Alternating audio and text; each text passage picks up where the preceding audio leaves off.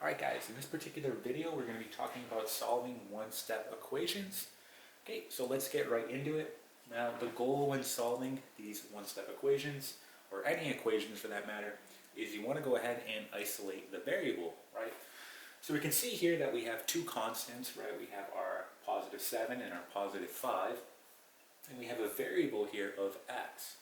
So we want to go ahead and isolate that x, meaning we have to move our terms, okay, to one side and leave our variable on the other side, right? We need to isolate it. So in order to do that, right, I have a positive 7. I need to go ahead and move this over to the right side. In order to do that, you simply just do the opposite operation. So since I have a positive 7, right, I'm simply just going to minus 7 on both sides. Now when you're working with an equation, it's important that what you do to one side, you do to the other. You need to balance the equation. Okay, so we can see here that this will naturally cancel. Okay, and we go ahead and bring down our variable, which is x. Then we have equals, and then we have 5 and a negative 7, or 5 minus 7, and we know that's going to give us negative 2. So our answer here is x equals negative 2. And now you can check your work, right? Go back to your original equation. So we'll write it right here, x plus 7 equal to 5, right? And wherever I see an x, I'm going to go ahead and plug it in.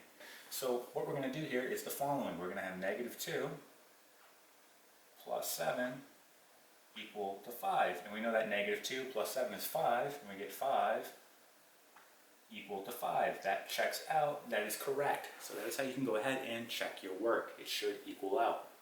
Okay, let's try another example. Okay, what if we have the following? We have x minus 12 equal to 6.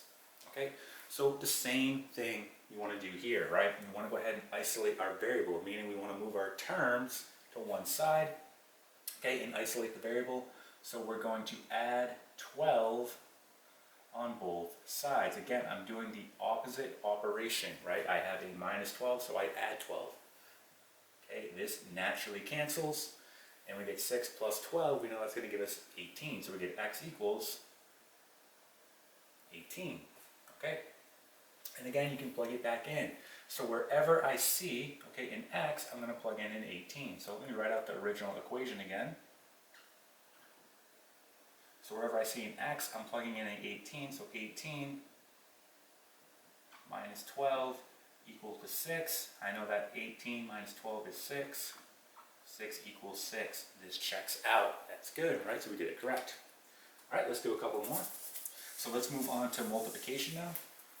So let's have the following. Let's say we have 3x equal to 18. So look at your operation here, right? We know that this is multiplication. We're trying to isolate the variable. All right, so just like with addition and subtraction, we do the opposite operation. Well, the opposite of multiplication, that's going to be division. So we're simply going to divide, okay, by what we're trying to get rid of here, which is 3, right? So we divide by 3 on both sides. This naturally cancels, right? Just 1, or 1x, right? So we can just write x. We know 18 divided by 3 is going to give you 6. So x equals 6, and again, you can check your work.